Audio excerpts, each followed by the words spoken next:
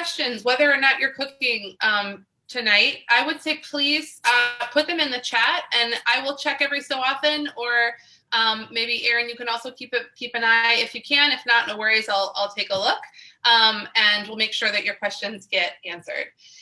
So you might be saying, it's Hanukkah.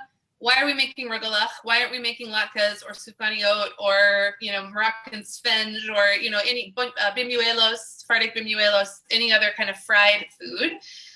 Partly because it's night 4. I'm sure we have all gorged already on the delicious fried foods. And also for folks who maybe don't know this part of the history, eating foods made with dairy is actually another tradition, just like Shavuot, for Hanukkah. And the reason that's the case, it's kind of an odd story. There was a woman named Judith, who was a Jewish woman, and she is a heroine of Jewish history because she, I don't exactly know who her captor was. I believe it was a Greek captor, not necessarily related to the Hanukkah story, but connected to it. And she was able to get herself free by basically serving her captor cheese. She served him salty cheese, lots of it, and he ate it and he ate it. And the more he ate, the more he wanted to drink wine to quench his thirst, as the story goes. So look it up and you'll get better details than what I'll be able to give you tonight. But the short story is that she basically got him very drunk, and then when he was drunk, she murdered him. It's a delightful story. Not delightful, but it is a story of bravery and a story of being a heroine. And in Judith's honor, on Hanukkah, some people have the custom of eating dairy foods. And one of the foods that has become, custom is Rugelach. And Rugelach can be made dairy-free, obviously, but in America, the main way they're made is with a butter and cream cheese based dough. I'll talk a little bit more about the cream cheese part in a minute, because that's an American addition to the Eastern European cookie. So we're going to do the dairy version, and I would say don't make these parve. They're really good dairy, and if you're going to serve them, if you keep kosher and you are having a meat meal, then you won't serve them, and you'll eat them for a snack the next day or for dessert another time. If you don't keep kosher, then you don't have a problem. So that's up to you. But I want to make them in their true dairy delicious form. Okay, so if you still have questions about the dough or are still going to be making the dough, basically it's a very basic short pastry in that there's no egg in the dough to bind it. So what you get when you roll it out and you cook it are a very sort of almost croissant-like texture. It's not puffed like a croissant, but it has a sort of very tender, crackly thing going on that's very delicious. And it's made with, as I said before, cream cheese. And the interesting thing about cream cheese is that it's actually an American, a distinctly American cheese. So Rugelach would have been made in Eastern Europe, or kind of variations of crescent-shaped cookies with butter or other types of light, creamy, soft cheese. But cream cheese was actually made by a dairy farmer in upstate New York in the late 19th century. He made it by accident. I promise we'll get to cooking soon, but this is just such an interesting part of history. I wanted to share it. So he made it by accident when he was trying to make neufchâtel, which is a French-style cream cheese-like cheese. And he was making it, and he accidentally added too much cream. And so it came out extra creamy, extra rich, extra delicious. And he was like, oh, I made a mistake, but I like this mistake. And so he kept making it, and people liked it. And so he kept selling it. And other dairy farmers in upstate New York started to make it.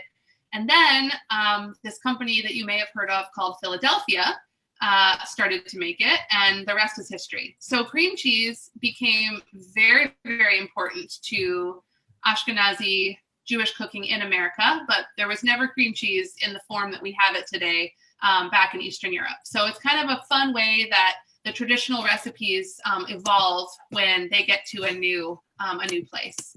So, okay, so for your dough, if you're going to be making it later, you're basically going to beat together your butter and your cream cheese, and you're going to add a little bit of sugar. Most Rugelach doughs don't have any sugar in them at all, and the sweetness comes from the filling. But I feel like for my palate, I like just a little bit of sugar in the dough to kind of make it more tender and just have a little hint of sweetness.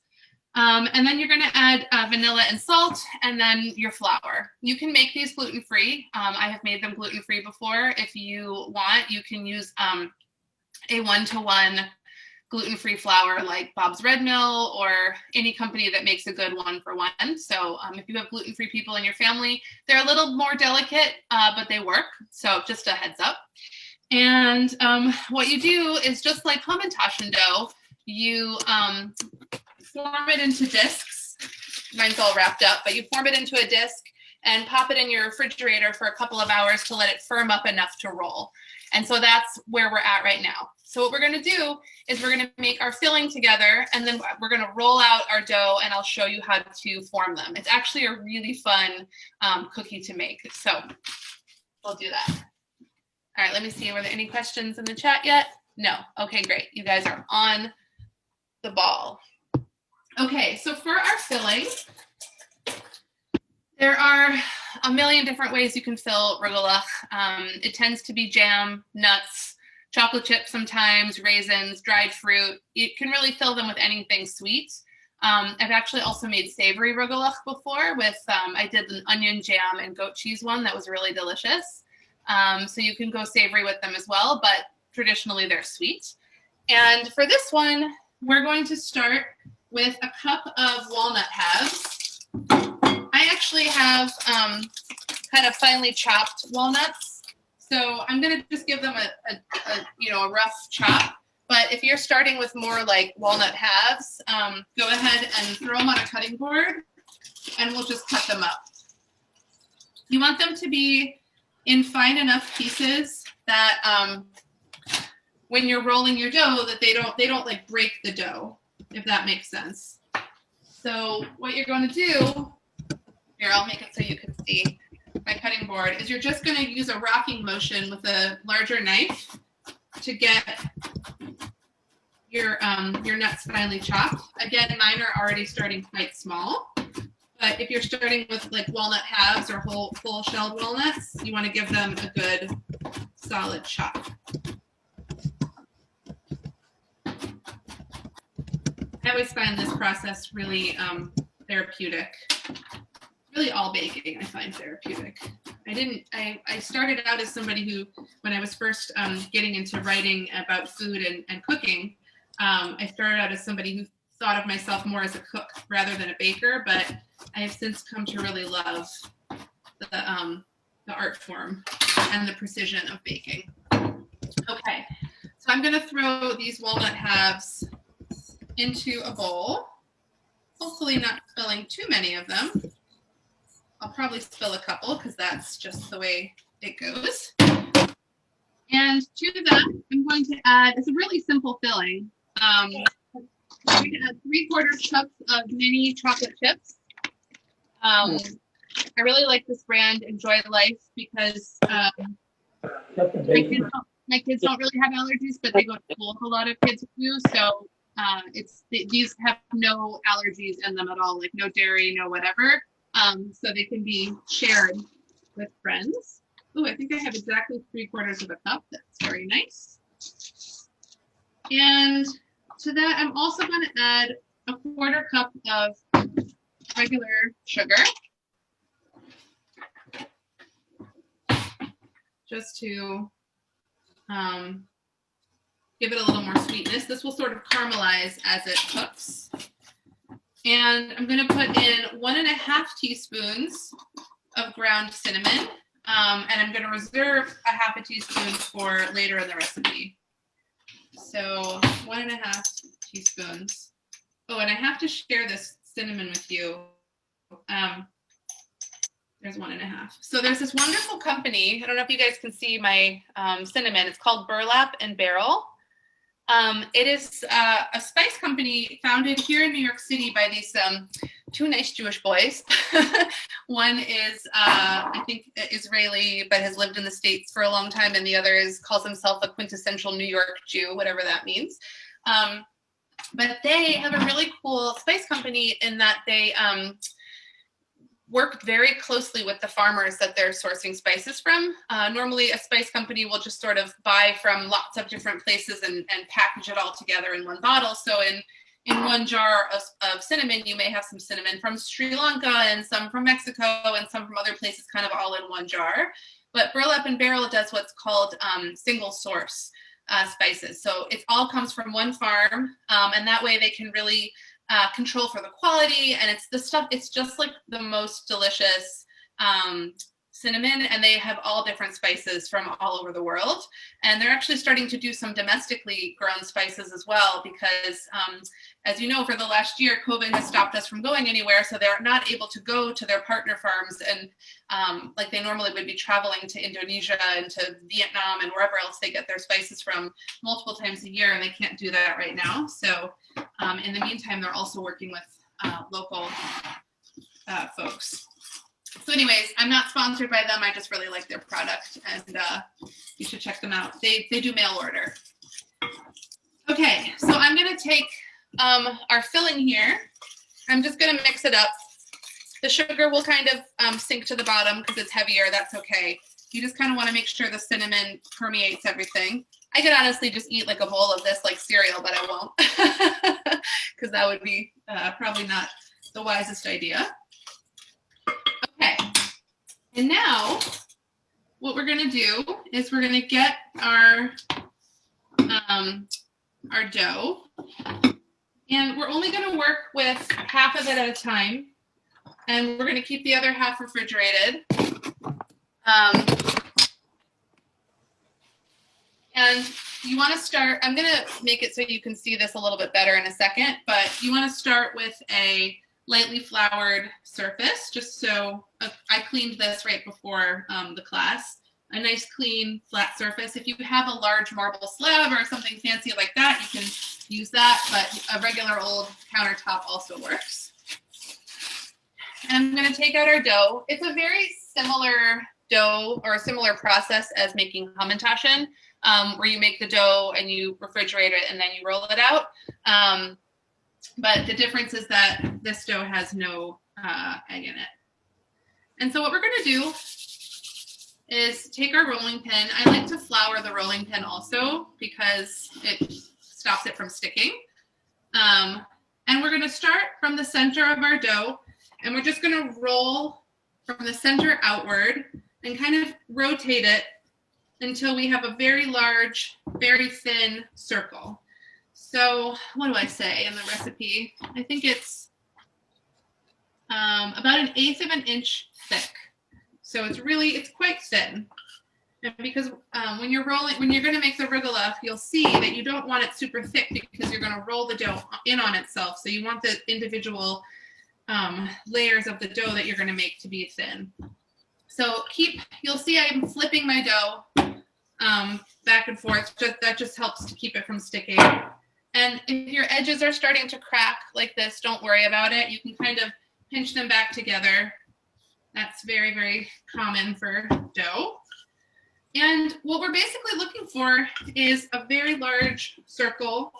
And what we're going to do is essentially make pizza before we make rugelach, and you'll see what I mean. Oh, I see, Sherry, you saw my recipes in Food and Wine this month. So you saw my savory rugelach, hopefully. That's great.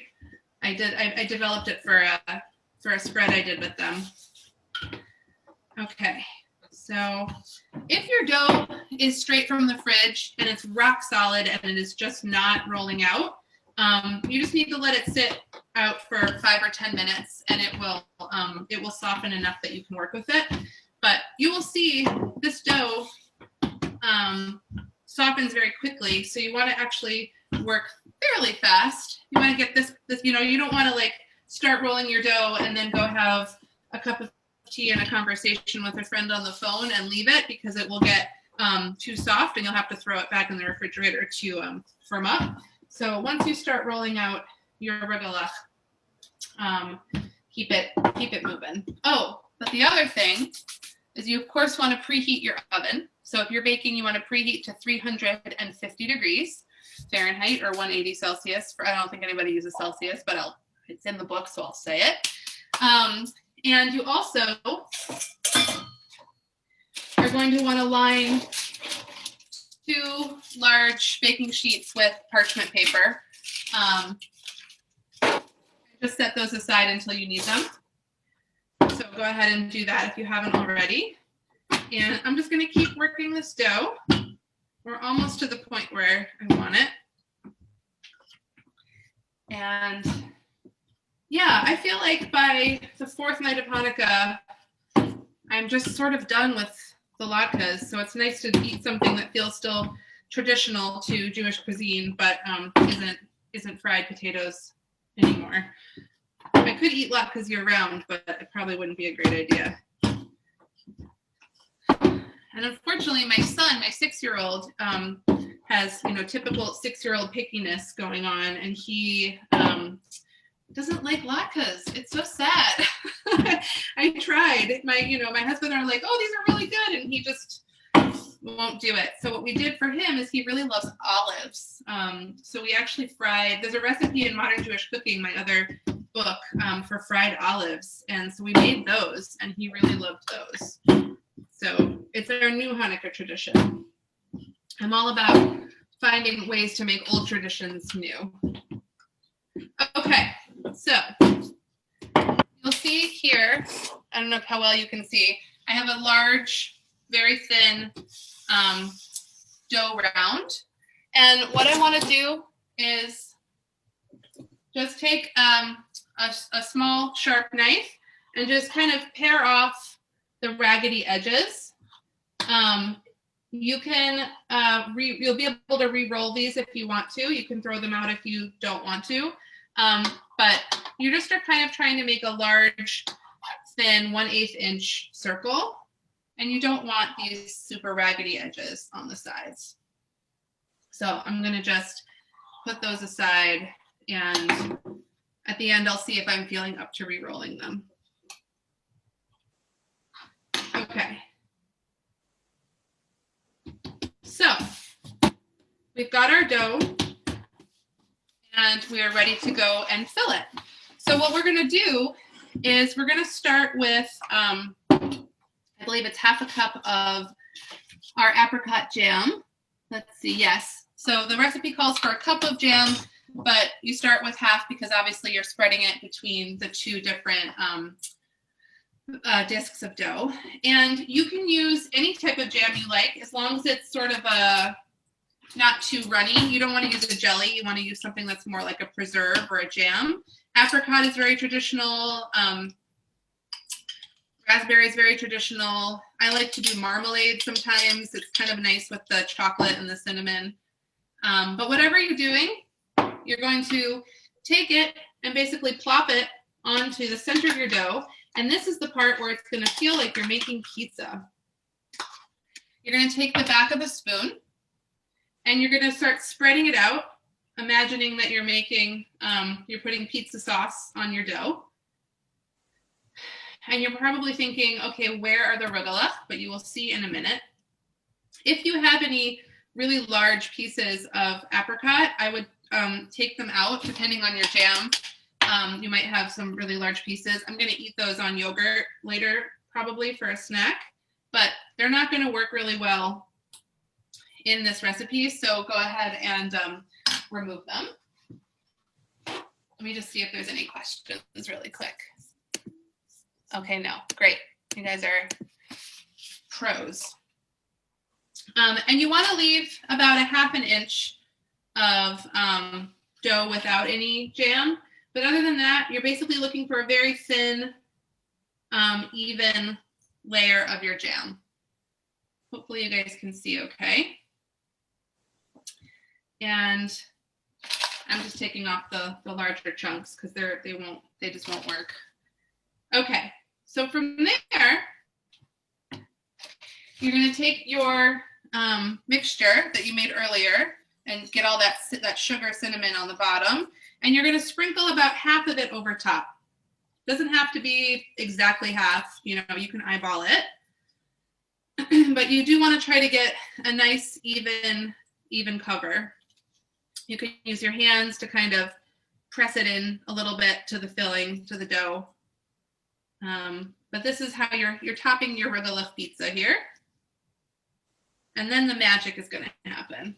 So it's really actually, once you know how to do it, it's really simple. I think Rugelach can be intimidating because of their shape, but it's actually not hard to make once you get the basic process down. Okay, I'm going to call that about half. So here you are. You have your very Italian-looking dessert, and what you want to do is cut 16 equal wedges out of this. So you can either use a pizza cutter to go along with our pizza theme, or you can use a regular sharp knife. And what I like to do is start by cutting it in half vertically and in half horizontally. And so that will give you basically 4 quadrants, right? So I'm cutting down this way, and I'm cutting across. And now my circle is in 4 quarters. And then working with 1 quarter at a time, what I'm going to do is take that same knife and I'm going to cut each quarter into 4 more wedges, as equal as possible. It is not, you do not have to get out a ruler. This is, you know, this is Hamish, very rustic, homey cooking. So you don't have to be super precise, but you want to get as equal as possible 4 wedges. I don't know, let me see if I can show you up close. Do you see how I've cut 1 wedge into 4? Okay. I'm going to trust that you all nodded your heads, and if not, you'll ask me questions. So now, starting from the edge, the outside edge of each wedge, that rhymed, you're going to roll it in on itself, like you're making, you know, a jelly roll or any kind of roll. And what you're going to make is a little rugel. And you can kind of give it a little bend if you want it to have that croissant, a crescent shape. And you're just going to go ahead and continue in that fashion. Okay, how are you?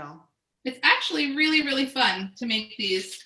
And if you have slightly older kids who want to help, this is a really fun thing. For younger kids, as long as you don't, oh, somebody's not muted. Make sure you're muted.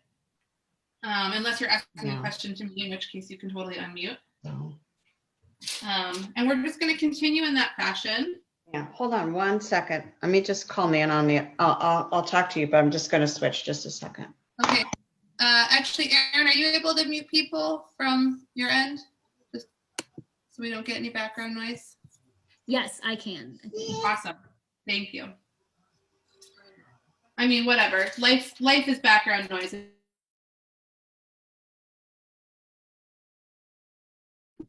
Okay.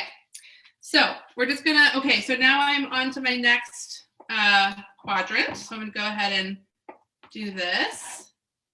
And I'm just gonna keep going around in that fashion until we get to the edge. Okay, and sometimes you're gonna have ones that are a little bit thicker and ones that are a little bit thinner, and that's okay. Because again, this is just delicious home cooking. So, you know, if you want, you can get your ruler out and make it all totally even. That's totally fine, but you really, having them be a little bit different sized is not gonna affect the bake. Okay. And so when you're putting them on your baking sheet, they will puff up a little bit, but they don't really spread or like spread wide. So you don't have to worry. They can go fairly close to each other. Maybe not like directly on top of each other, but you can pack an entire half of the dough onto one sheet. I mean, like you can do one entire disc of dough onto one large baking sheet. I guess depending on the dimensions of your baking sheet, but on mine you can fit them.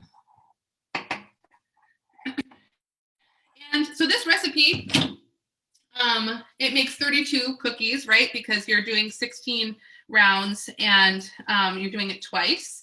So that's a lot of cookies.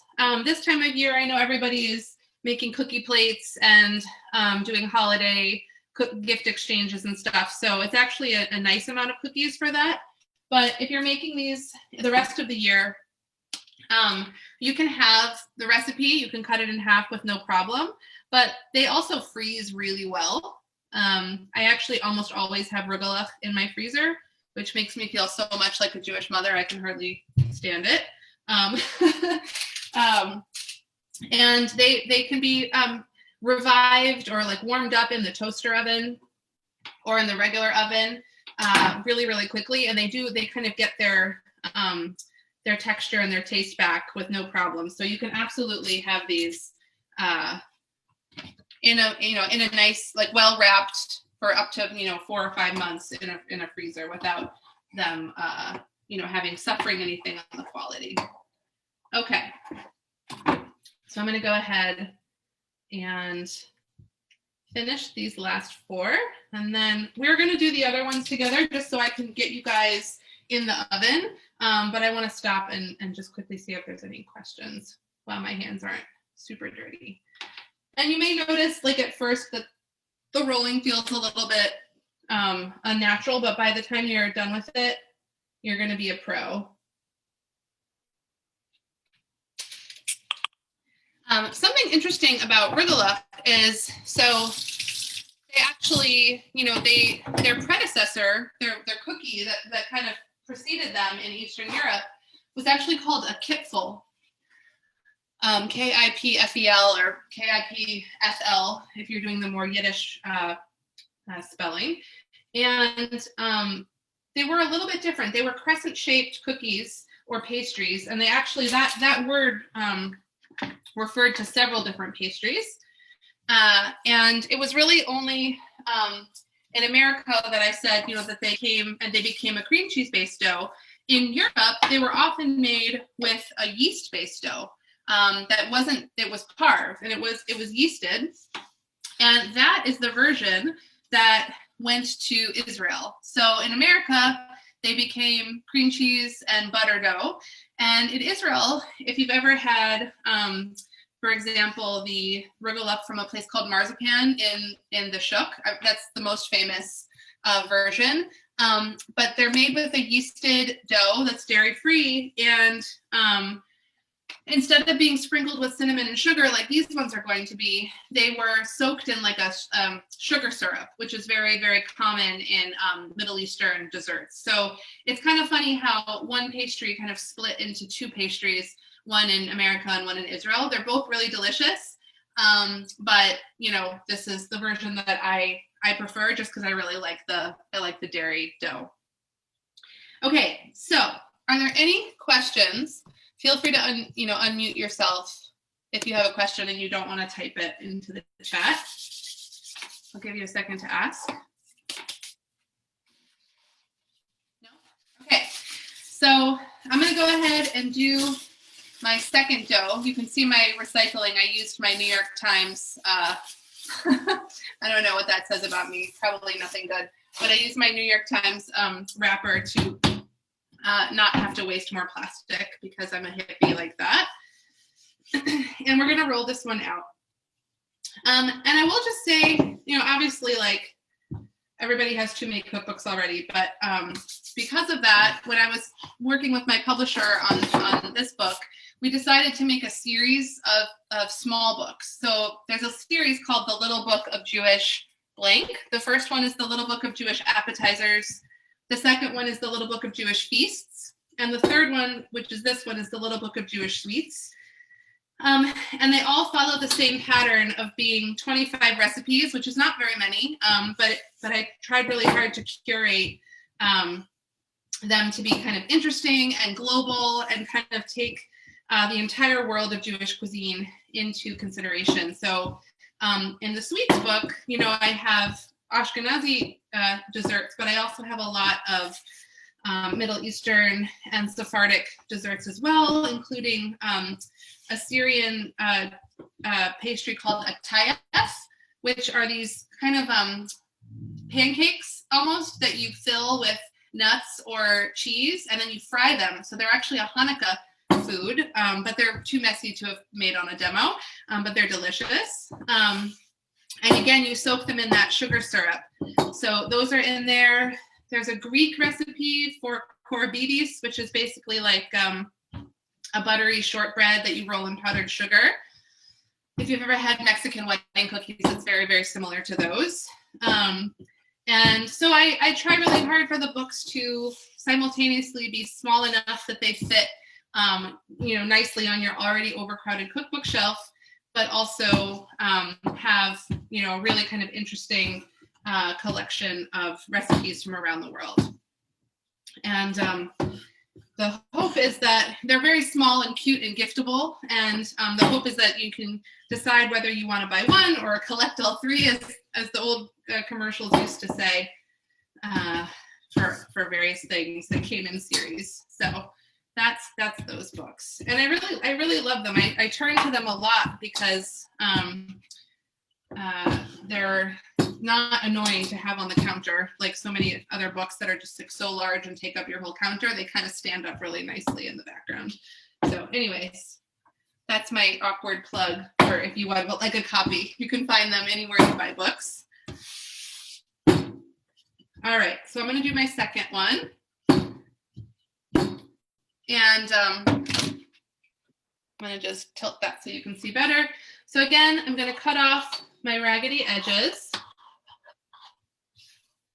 And once we finish with this one, I'm going to show you how to finish them and get them in the oven. And then I'll say goodbye and you guys can bake them offline because I don't think anybody wants to sit and hang out for 35 minutes. Maybe I'm wrong. Maybe you guys all want to you guys can all stay on and see how they turn out together, but I will let you go after that.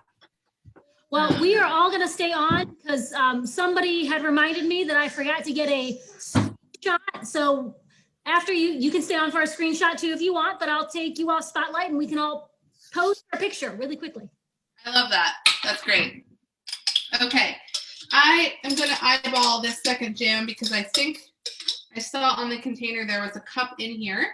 Yes, which means there's about a half a cup left in the bottom here.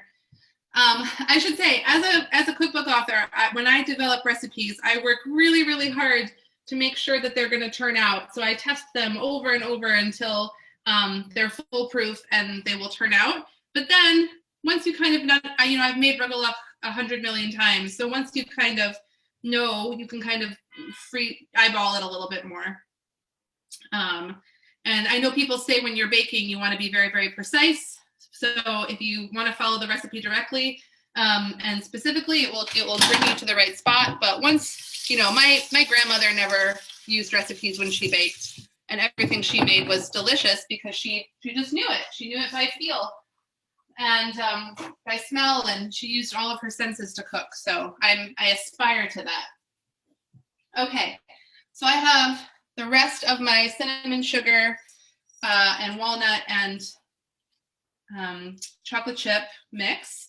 I know there was someone who had nut allergies, and Rugelach typically do have some kind of nut in them, but you can absolutely make them without. If you wanted to just use the cinnamon sugar and the chocolate chips, you could totally do that. Or if you wanted to switch out to a different type of nut, like chopped almonds would work, or chopped pecans would work. Those are probably the two that I would substitute if those work for you better. You can definitely do that, but you can Rugelach are very kind of choose your own adventure, so you can definitely leave out the nuts. You could fill them with just jam if you wanted to, or you could use Nutella, or I'm trying to think what else. Anything that you can kind of lay flat and roll up. I think people are Okay. putting it in.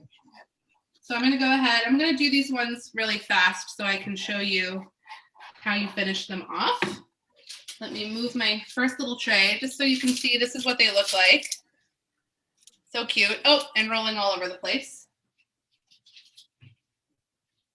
And the nice thing again about this is when you bake them, they will get, a little bit puffy and a little bit golden, but they also will get this sort of, the closest thing I can think of is a croissant. It's this almost like crackly, crust. And that's partially because we're about to sprinkle cinnamon sugar on the top of them, which is going to help kind of give it that caramelized crust. But it's a very delightful bit of texture to an otherwise, soft and tender cookie. So I will show you how to do that in a second.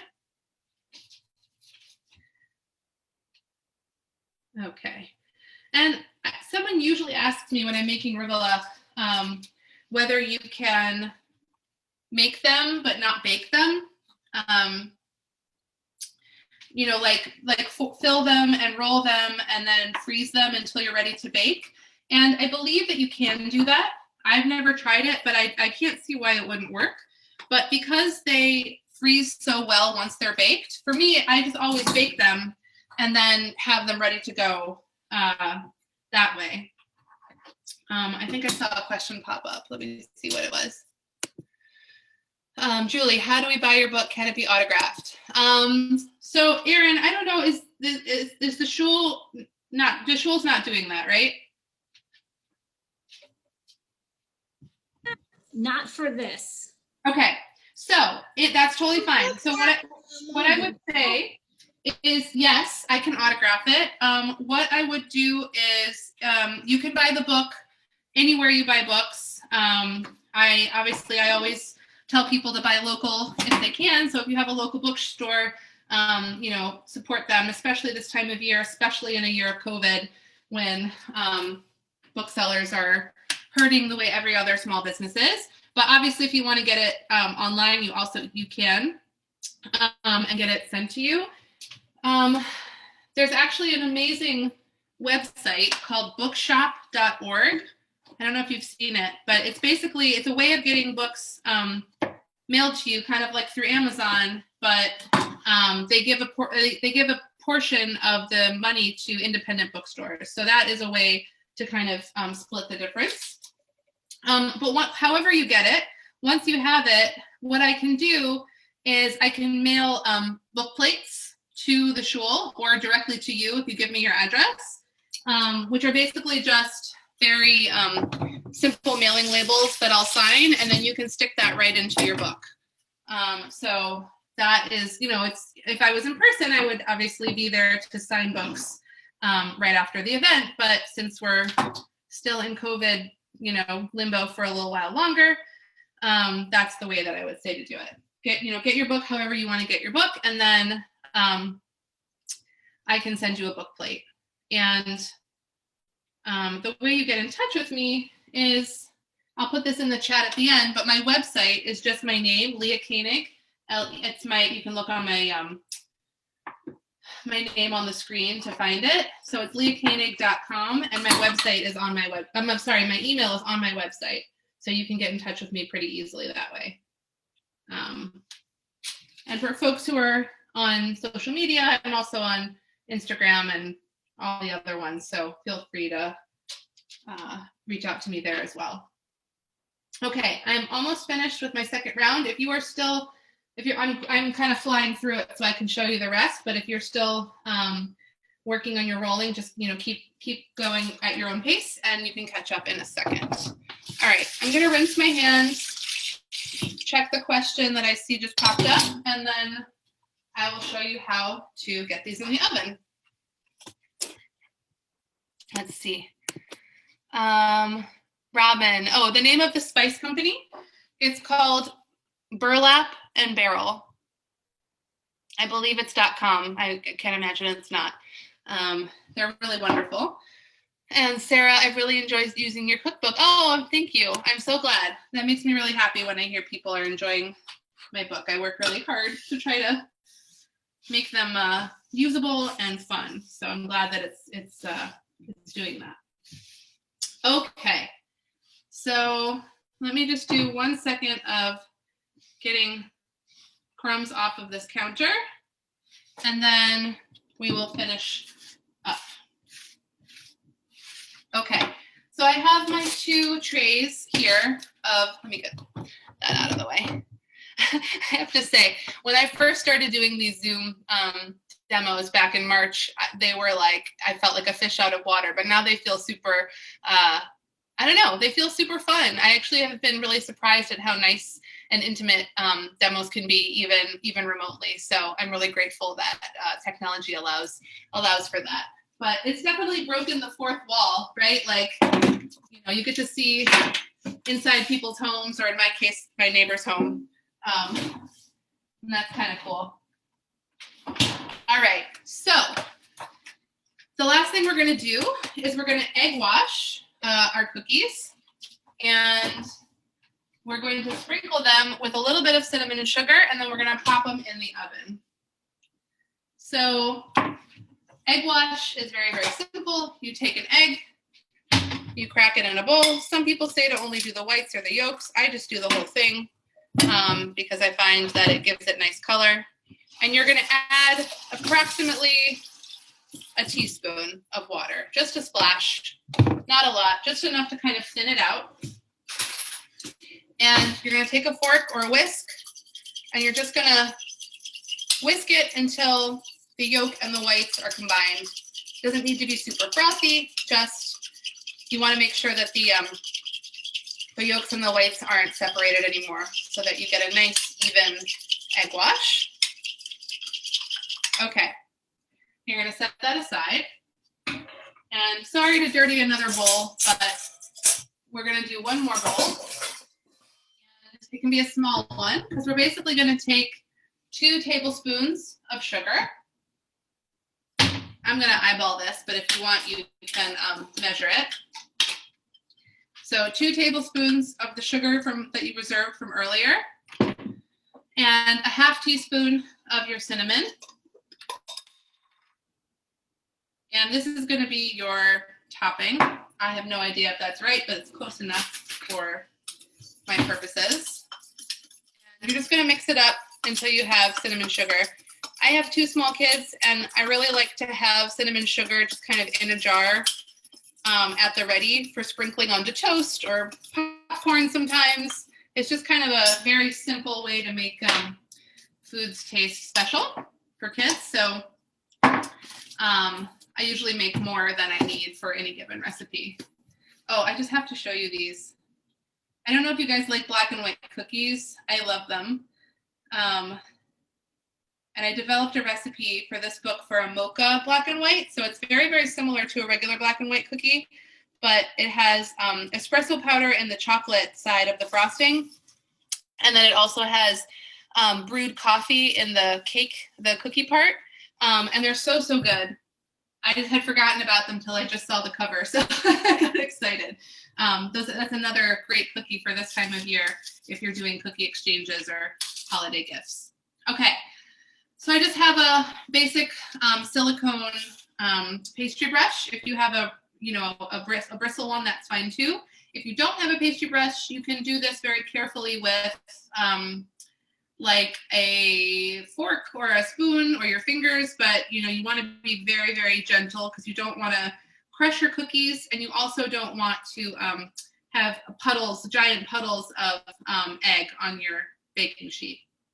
So I'm just going to go ahead and brush the tops and sides very lightly with this egg wash. This is another fun thing for the kids to help with.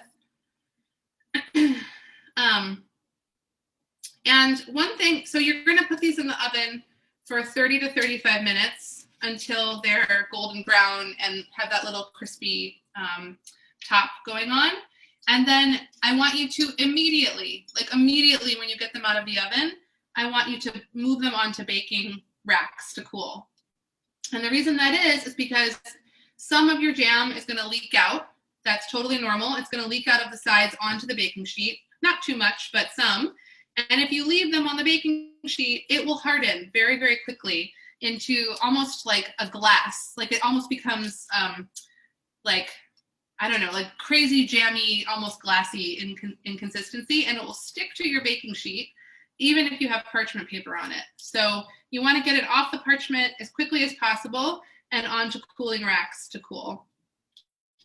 And that will stop you from having to try to peel off parchment paper from the bottom of your rugelach, which is not fun because I learned that the hard way, that lesson the hard way. I'm looking at the Rugelach that I made, and the first few are like perfect and beautiful. And as I'm going, they've gotten sloppier and sloppier because I was trying to rush a little bit. So apologies if they're still going to bake up nice and beautiful, but these are not my finest work. Okay, but it's, it's just, you don't have to be, I'm not a trained professional chef anyway, so I'm a home trained chef or cook. Okay. So I'm going to finish this up, and then the very last thing I'm going to do, and I'm noticing there's a few chocolate chips that are popping out. That's totally fine. You can kind of take them off so they don't burn on the sheet. You can use large chocolate chips if you don't have minis. I know sometimes minis are not as accessible. It's just going to make it a little harder to roll, but it'll still work. Or you can even chop up your chocolate chips if they're too big and do that. Okay, so now we're going to take our cinnamon sugar, and this is the last step. We're just going to shower each top with a generous amount of cinnamon sugar. A lot of it's going to end up on the baking sheet. That's okay. I love this part. It sounds like it's raining cinnamon sugar, which is like my personal dream. And don't have to be terribly precise, but try to use about half for each baking sheet worth. Oh, it smells so good. Even just the cinnamon sugar on its own it's such an iconically Ashkenazi smell to me. Okay, I'm gonna go ahead and call that a day, and we'll save the rest for my kids' toast in the morning. And so what you're gonna do is you're gonna pop these into your preheated oven. Oh, that is a noise. Let me just change my rack position here. And you're going to bake these for 30 minutes. Halfway through, I want you to rotate them so that they bake evenly. So you're going to rotate the top rack to the bottom and the bottom to the top, and you're also going to rotate them this way, so the back to the front and front to the back. That will ensure that they bake evenly. And you should set your timer for 30 minutes. They may need a few extra minutes depending on your oven. But between 30 and 35 is usually what you're looking for. And what you want them to look like is this. So you'll see they get golden brown. They have that little crackly kind of top going on, and they're really just super delightful. They're really kid friendly. And yeah, so that's the basic way of making them. Oh, I see someone say they're beautiful and remind me of my grandmother's. That's really sweet. They definitely have a bubby vibe to them. Oh, Janet is asking, do they work with a convection oven? Yes, they definitely will, but I don't have a convection oven and I'm not familiar enough to know the timing, but it's usually at about half of the time. So maybe I would set them for 15 or 20 minutes. I'm sure usually what the conversion is. So, but yeah, you could bake them in a convection oven. Someday I'll have one when I graduate to my real big kid kitchen instead of my pretend adult kitchen. So yeah, are there any other questions that came up? And if not, I just wanted to thank everybody for having me and for bearing with this extended Zoom world that we're in. And I hope that if you made them tonight or if you make them another day, that they bring a little bit of sweetness and a little bit of Jewish tradition. And hopefully you'll remember the crazy story of the woman who plied her enemy with cheese. And that's why we eat food on cheese food and dairy food on Hanukkah. So yeah, thank you so much for having me, and I'll turn it back to you, Erin. Awesome. Thank you. I'm going to stop recording.